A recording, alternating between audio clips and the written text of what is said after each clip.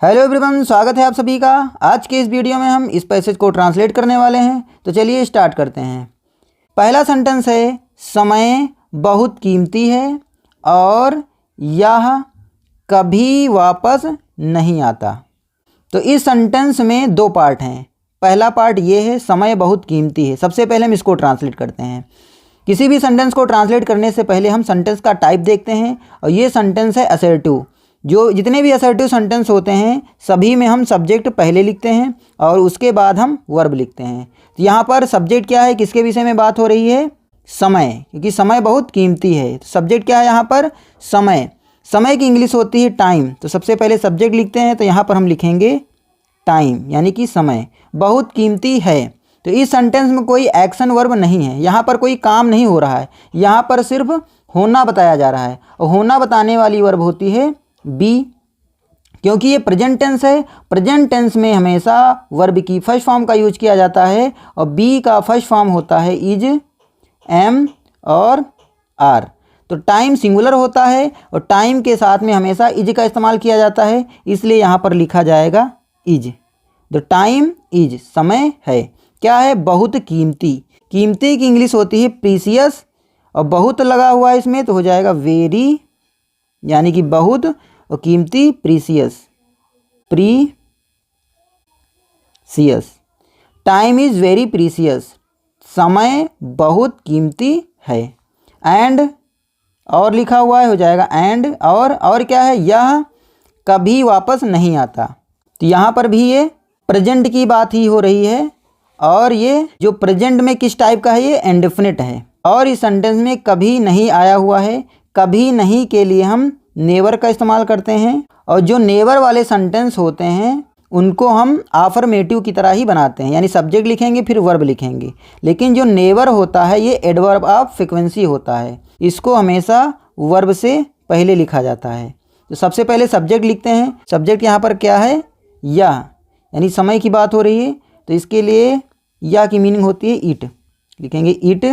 अब सब्जेक्ट लिख गया, अब क्या लिखेंगे? वर्ब लिखेंगे। लेकिन इसमें कभी नहीं आया हुआ है और कभी नहीं की मीनिंग के लिए हम नेवर का इस्तेमाल करते हैं और नेवर को वर्ब से पहले लिखा जाता है, इसलिए हम पहले क्या लिखेंगे? नेवर।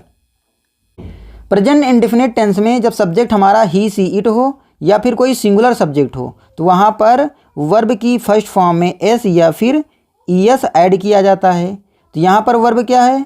नहीं आता, यानी आना। कौन सा कम हो रहा है यहाँ पर? आने का। तो आने की इंग्लिश होती है कम, तो यहाँ पर कम लिखेंगे। लेकिन सब्जेक्ट हमारा क्या है? ईट है, इसलिए वर्ब की फर्स्ट फॉर्म में एस या ईएस ऐड होगा, तो यहाँ एस ऐड हो जाएगा कम्स। तो ईट नेवर कम्स, यह कभी नहीं आता। वापस, तो वापस की इंग्लिश होती है बैक, तो इसके बाद हम लिख देंगे बैक। तो पूरा सेंटेंस क्या हो गया? The time is very precious, समय बहुत कीमती है और इट नेवर कम्स बैक, और यह कभी वापस नहीं आता है। तो याद रखना, नेवर को हमेशा वर्ब की फर्स्ट फॉर्म से पहले लिखा जाता है और नेवर वाले जो सेंटेंस होते हैं इंडेफिनिट में उनको आफर्मेटिव की तरह बनाया जाता है। इनके साथ में किसी भी प्रकार की हेल्पिंग वर्ब का इस्तेमाल नहीं करते हैं प्रेजेंट इंडेफिनिट में। चलिए नेक्स्ट सेंटेंस देखते हैं। हमें अपना काम समय पर पूरा करना चाहिए। ये भी सेंटेंस क्या है? असर्टिव है। असर्टिव सेंटेंस जितने भी होते हैं सब में सब्जेक्ट पहले लिखा जाता है और उसके बाद ही वर्ब लिखी जाती है। तो यहाँ पर सब्जेक्ट क्या है? हमें। किसे पूरा करना चाहिए? हमें। तो सब्जेक्ट यहाँ पर है हमें, यानी कि हम। तो वी हो जाएगा यहाँ पर सब्जेक्ट। सब्जेक्ट लिखने के बाद क्या लिखते हैं? वर्ब लिखते हैं। और लेकिन यहाँ पर मीनिंग आ रही है चाहिए वाली, और चाहिए वाली मीनिंग के लिए हम वर्ब में शुड का इस्तेमाल करते हैं।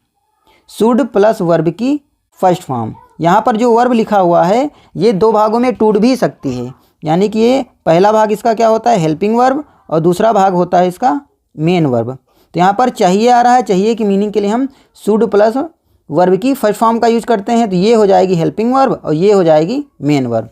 तो सब्जेक्ट हमारा लिख गया है जो कि यहाँ पर लिखा हुआ है वी। अब हमें क्या लिखना है? वर्ब लिखनी है, क्योंकि ये चाहिए वाला मीनिंग दे रहा है इसलिए शुड आएगा। तो सब्जेक्ट लिखने के बाद क्या लिखेंगे? हम शुड लिखेंगे। तो यहाँ पर हम लिख देंगे शुड, वी शुड। अब क्या लिखना है? कौन सा एक्शन हो रहा है यहाँ पर? पूरा करना, पूरा करने की इंग्लिश होती है कंप्लीट। तो इसके बाद हम लिख देंगे कंप्लीट। तो वी शुड कंप्लीट, हमें पूरा करना चाहिए। क्या पूरा करना चाहिए? अपना काम पूरा करना चाहिए। तो इसके बाद हम कंप्लीट के बाद क्या लिखेंगे? अपना काम। अपने काम की इंग्लिश होगी अवर वर्क। अवर वर्क यानी अपना काम। अपना की मीनिंग के लिए हम अवर का इस्तेमाल करेंगे क्योंकि सब्जेक्ट हमारा वी है और वी का पजेसिव होता है अवर, इसलिए अपना की मीनिंग के लिए यहाँ पर आएगा अवर। यहाँ पर अगर सब्जेक्ट ही होता तो अपने की मीनिंग के लिए ही जाता, सब्जेक्ट आई होता तो अपने की मीनिंग के लिए माई आता। क्योंकि सब्जेक्ट यहाँ पर वी है इसलिए अपने की मीनिंग के लिए यहाँ पर अवर आया हुआ है। तो we should complete our work, हमें अपना काम पूरा करना चाहिए। समय पर, समय पर की इंग्लिश हो जाएगी ऑन टाइम। ऑन टाइम यानी कि समय पर। पूरा सेंटेंस हो गया वी शुड कंप्लीट, हमें पूरा करना चाहिए आवर वर्क, हमारा काम यानी कि अपना काम ऑन टाइम, समय पर। नेक्स्ट सेंटेंस देखते हैं। जो लोग समय की कद्र करते हैं वे जीवन में सफल होते हैं। लिखा है जो लोग समय की कद्र करते हैं। जो लोग, जो लोग यानी सब्जेक्ट यहाँ पे पहले लिखेंगे जो लोग। तो जो लोग की इंग्लिश क्या हो जाएगी? Those who. Those who. जब सेंटेंस में आए जो लोग तो उसके लिए हम दोज का इस्तेमाल करते हैं, उसके बाद हु का इस्तेमाल करते हैं। तो इन दोनों की मीनिंग होगी दोज हु यानी जो लोग। सब्जेक्ट लिख गया हमारा, क्योंकि ये भी असर्टिव सेंटेंस है। असर्टिव सेंटेंस में सब्जेक्ट पहले लिखते हैं उसके बाद वर्ब लिखते हैं। तो सब्जेक्ट हमारा लिख गया है, अब हमें क्या लिखना है? वर्ब। तो वर्ब यहाँ पर क्या है? लिखा है कद्र करते हैं। तो वर्ब यहाँ पर है कद्र करना। कद्र करने की इंग्लिश होती है वैल्यू। तो यहाँ पर हम लिखेंगे वैल्यू। वैल्यू का मतलब हो गया कद्र करना। तो दोज हु वैल्यू, जो लोग कद्र करते हैं। किसकी कद्र करते हैं? टाइम की। तो वैल्यू के बाद क्या लिखेंगे हम? टाइम लिखेंगे, क्योंकि जो भी ऑब्जेक्ट होता है वर्ब के बाद में लिखते हैं। तो दोज हु यानी जो लोग, वैल्यू यानी कद्र करते हैं टाइम समय की, वे जीवन में सफल होते हैं। अब यहाँ पे हमने जो क्लाज लिखा हुआ है दोज हु वैल्यू टाइम, जो लोग समय की कद्र करते हैं, अब ये पूरा बन जाएगा हमारा सब्जेक्ट। अब यहाँ पे वे की मीनिंग के लिए नया दे लिखने की ज़रूरत नहीं है, ना ही दोज लिखने की ज़रूरत है। ये पूरा जो क्लाज है यही सब्जेक्ट बन गया है। तो इसकी मीनिंग ही हो जाएगी जो लोग समय की कद्र करते हैं वे। अब सब्जेक्ट हमारा लिख गया है जो कि एक क्लाज है। अब सब्जेक्ट लिखने के बाद क्या लिखते हैं हम? वर्ब। वर्ब क्या है? सफल होना। और सफल होने की इंग्लिश होती है बिकम सक्सेसफुल। तो लिखेंगे बिकम। बिकम मतलब होते हैं, सफल तो सक्सेसफुल। सक्सेसफुल, बिकम सक्सेसफुल, सफल होते हैं जीवन में। तो इसकी इंग्लिश हो जाएगी इन लाइफ। इन लाइफ जीवन में। पूरा सेंटेंस हो गया दोज हु वैल्यू टाइम, जो लोग समय की कद्र करते हैं वे। पूरे सेंटेंस का क्या अर्थ होगा? जो लोग समय की कद्र करते हैं वे बिकम सक्सेसफुल, सफल होते हैं इन लाइफ जीवन में। आशा करते हैं ये सेंटेंस आपको समझ में आ गया होगा। नेक्स्ट सेंटेंस देखते हैं। हमें आलस्य छोड़कर मेहनत करनी चाहिए। ये भी असर्टिव सेंटेंस है, इसमें भी जानकारी दी जा रही है। असर्टिव सेंटेंस क्या होते हैं? जिनमें कोई हम स्टेटमेंट देते हैं या फिर कोई इन्फॉर्मेशन देते हैं। तो ये असर्टिव सेंटेंस है। यहाँ भी सब्जेक्ट पहले लिखा जाएगा। यहाँ पर सब्जेक्ट क्या है? किसे मेहनत करनी चाहिए? हमें। तो सब्जेक्ट है यहाँ पर वी, तो हम लिखेंगे वी। सब्जेक्ट लिख गया है, अब हमें क्या लिखना है? वर्ब लिखनी है।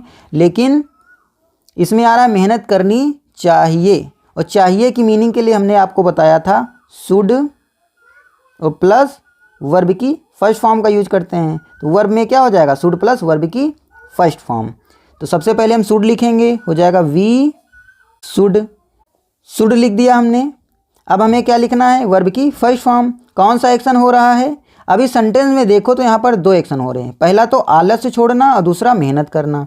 तो पहला जो काम होगा हमारा आलस्य छोड़ेंगे, उसके बाद दूसरा काम होगा मेहनत करेंगे। तो आलस्य छोड़ना, छोड़ने की इंग्लिश पहले लिखेंगे। तो वी शुड क्या होगा? लीव। छोड़ने की इंग्लिश होती है लीव। तो वी शुड लीव, क्या छोड़ना है, आलस्य, तो लिखेंगे लेजीनेस, लेजीनेस। तो we should leave laziness and, और अब इसमें कहीं लिखा नहीं है और, क्योंकि यहाँ पर दो एक्शन हो रहे हैं और दोनों एक्शन को हम जोड़ना पड़ेगा, दोनों एक्शन को हमें जोड़ना पड़ेगा, तो इसके लिए हम एंड का इस्तेमाल करेंगे।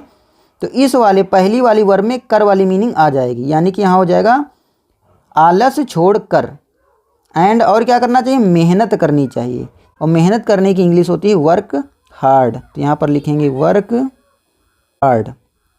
वर्क हार्ड का मतलब हो जाता है मेहनत करना। तो ये पूरा सेंटेंस बन गया, वी शुड लीव लेजीनेस, हमें आलस्य त्याग कर या छोड़कर वर्क हार्ड, कठिन परिश्रम करना चाहिए। तो यहाँ पर दो एक्शन थे, हमने क्या किया है, जो पहला एक्शन था उसको पहले लिखे हैं, जो दूसरा एक्शन था उसको बाद में एंड के द्वारा लिखे हैं। तो एंड से पहले जो पहला वाला एक्शन होगा उसमें जो हिंदी मीनिंग निकलेगी कर वाली निकल जाएगी। तो इस तरह के सेंटेंस को हम ऐसे ही बनाते हैं। नेक्स्ट सेंटेंस देखते हैं, समय का सही उपयोग ही सफलता की कुंजी है।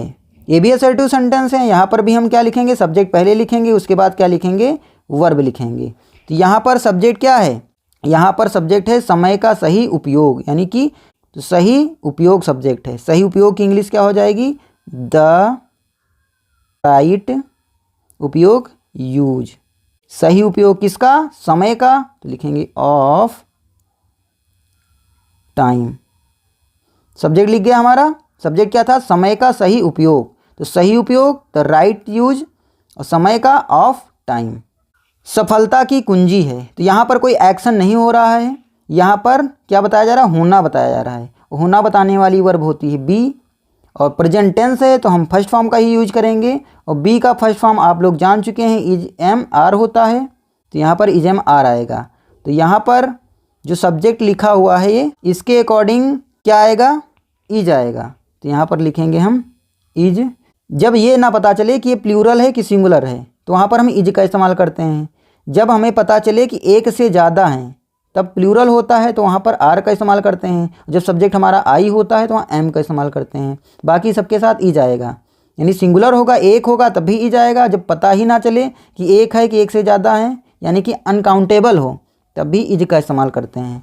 तो the right use of time is क्या है, कुंजी है। कुंजी की इंग्लिश क्या होती है, द की, तो लिखेंगे द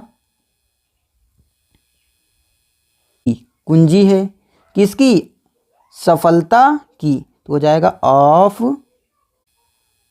सक्सेस, ऑफ सक्सेस, सफलता की। तो पूरा सेंटेंस क्या हो गया, द राइट यूज यानी सही उपयोग ऑफ टाइम, समय का सही उपयोग, इज द की, कुंजी है, ऑफ सक्सेस, सफलता की। समय का सही उपयोग सफलता की कुंजी है।